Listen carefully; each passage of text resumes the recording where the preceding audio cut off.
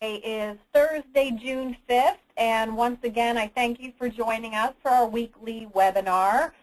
I'm learning a lot from these things, and hopefully you are as well.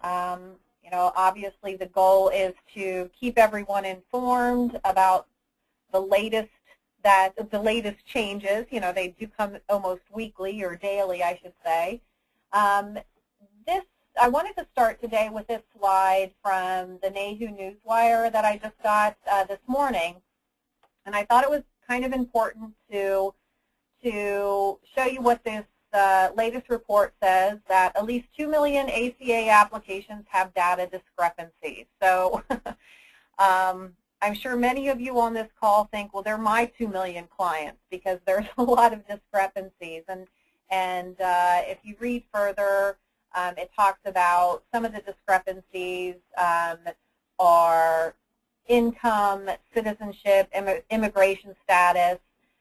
Senator Orwin Hatch says that 25% error rate is simply unacceptable. So when you're looking at the mass of applications and clients that you've assisted from 10/1 up till today, that's a large percentage. And I think the most important thing for all of you is to really just make sure that you keep good records. And again, if you have any changes, if your clients have any changes in income or anything like that, just make sure you go on to the FFM and report that change. Your client would, of course, have to log back in with you. And, just let us know. Let your case manager know about the changes so we can keep record of it as well. I just think for all of us moving forward, this is something we're just going to have to be, super hyperactive about, so that we make sure that your clients are getting the right billing, the right subsidy, etc. So that's my warning of the day. We'll start with this agenda today, and I wanted to remind you about the grandmothered groups. This chart can be very helpful to you. As you're talking to your group clients, let them know about the grandmothering provisions. Obviously, you would do that. I'm not telling you something you don't already do.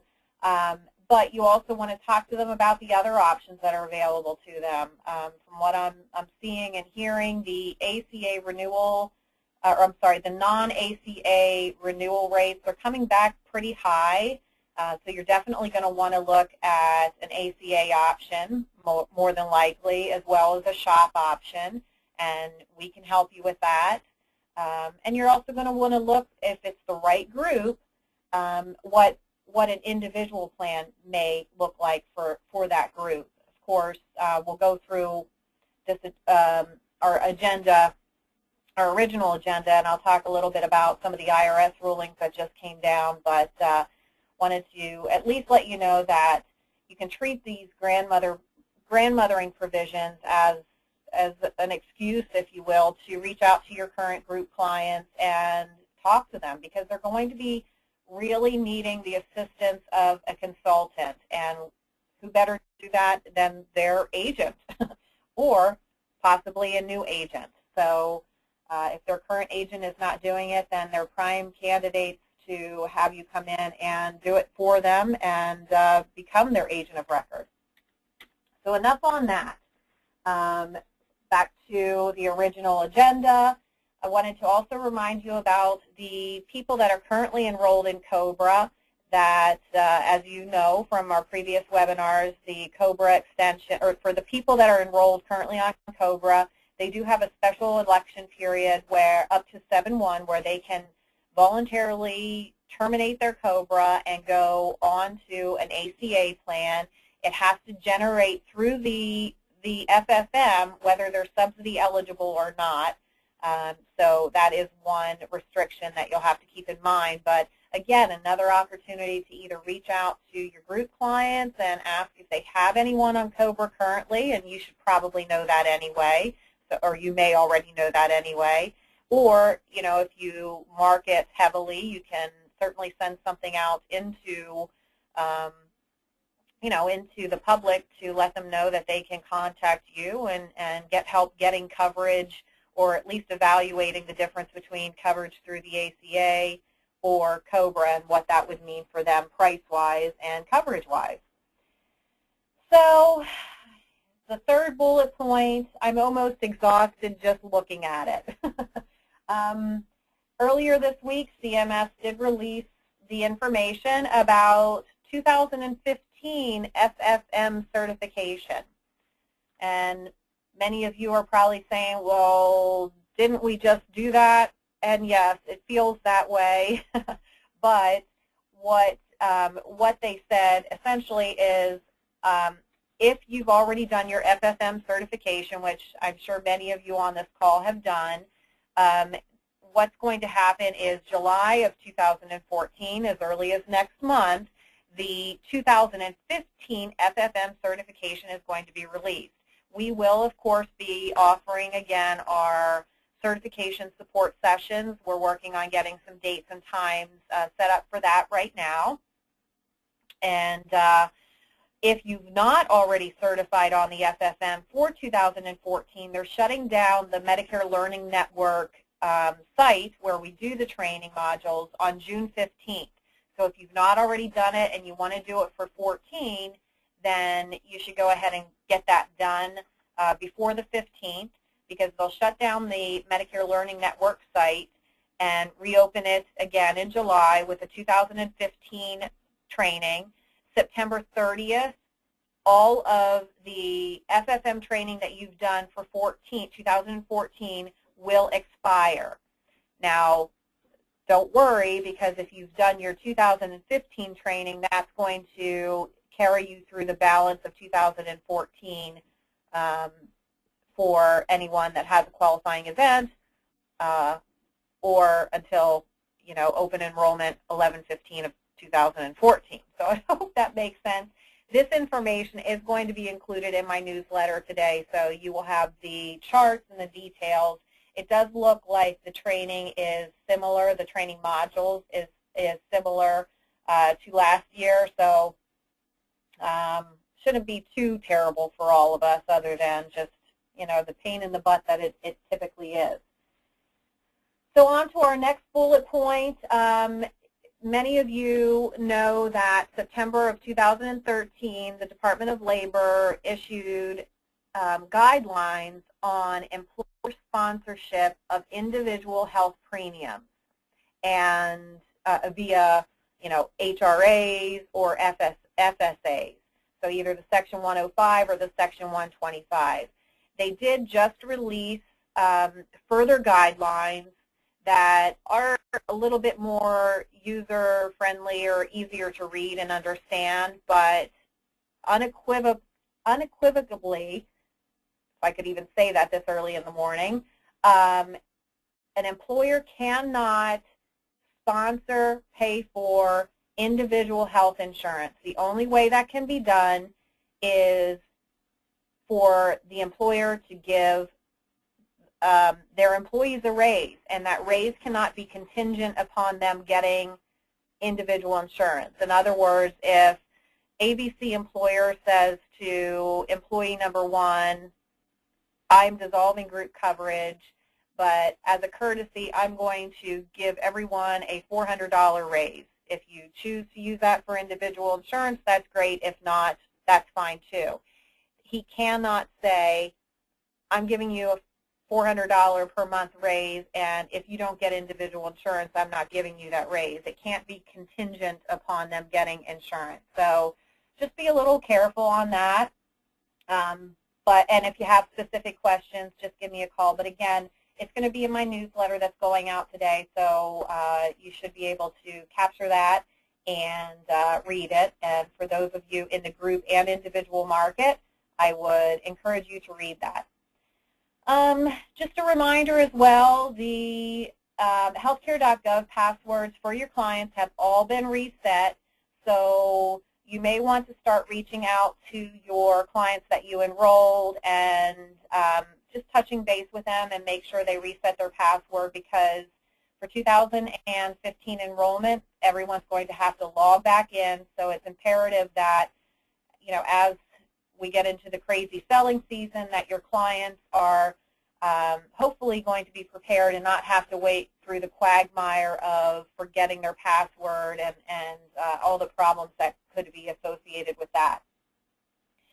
So those are really the agenda items that I wanted to talk about today. I didn't, again, have submitted questions, but we should have some submitted questions from this webinar. And let's see, we do have a few. And Ed says, if we were registered in 2014 on the FFM, do we have to redo our registration come July 2014 in order to be licensed for 15? And yes, that is absolutely the case. Every year you'll have to recertify, and that's supposed to be out July, and again, you will have to do that. Sean says, looks like no break for those already certified for 2015. Well, no one is, well, I'm not sure what you're asking, Sean, but no one is registered yet or certified for 2015. Oh, I see what you're saying now that I reread it. No, no break. If you've done it in 14, that doesn't mean that you don't have to do it in 15, so no break. And Mario Stewart says, when you have a moment, can you talk briefly regarding the PCORI fee?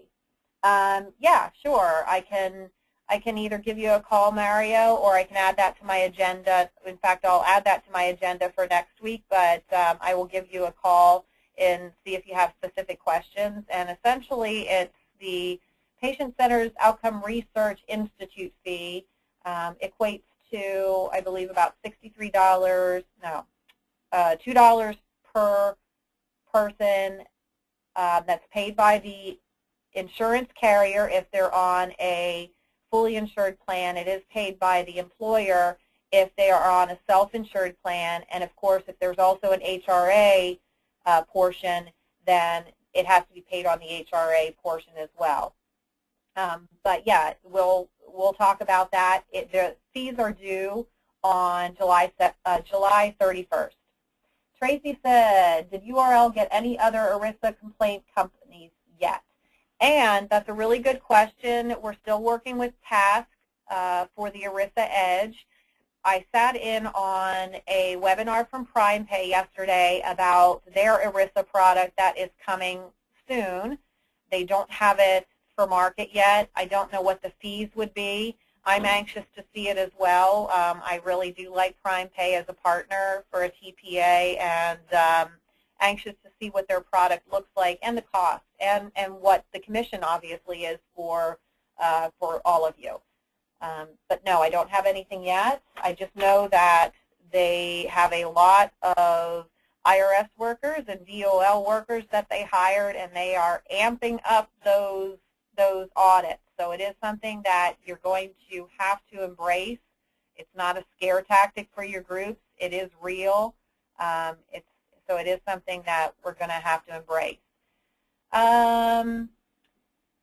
Sean says, do we have to recertify with all the insurance carriers? Sean, for under 65 health, there were no carrier-specific training. There was no carrier-specific training that was required. That's only on the Medicare side. And there's nothing that I've heard from the carriers that indicate that that's going to change for 2015. So it would really just be for the FFM certification.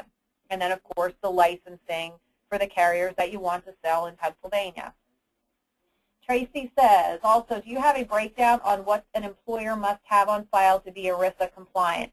I do. There is a checklist, and I did receive additional information tomorrow. I will, again, add that to my agenda for tomorrow, for next week, and we can talk about that in detail.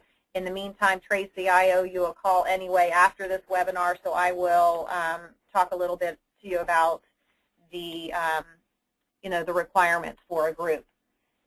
And it looks like, oh, here we go. James says, commissions for some clients are yet to be received from Highmark for enrollments in January and February. Is that a common problem for everyone? And James, I would say yes, that is a common problem. I would check with your FMO, though, because there was a data feed that was released about a week ago, and there were a lot of cases that were paid from January effective date. So I would check with your FMO on that. So used to saying FFM that it just flows out of my mouth. And Nate says, might you request of PrimePay and the other ERISA provider a form letter to send to clients explaining the risk and what they offer? Absolutely. I do believe that Task has that, Nate, and I will send that on to you as well, and I will make that suggestion to PrimePay. And that looks about like all of the questions. I'll give everybody a few seconds or so to add any other last-minute questions. A reminder, next Thursday is June 12th, and we will have our weekly webinar at 9:30. Again, I am happy to continue to do these as long as we have something to talk about, and it seems like every week we have something to talk about. And, you know, again, I just appreciate all the support that you guys have given me through all of this, your kind words, and just the support in trying to get through this craziness together. So I appreciate the business. I appreciate your loyalty in submitting business to URL, and I look forward to a busy 2015 selling season. So again, I appreciate everybody, and hopefully you have a wonderful rest of the week and a great weekend. Bye-bye.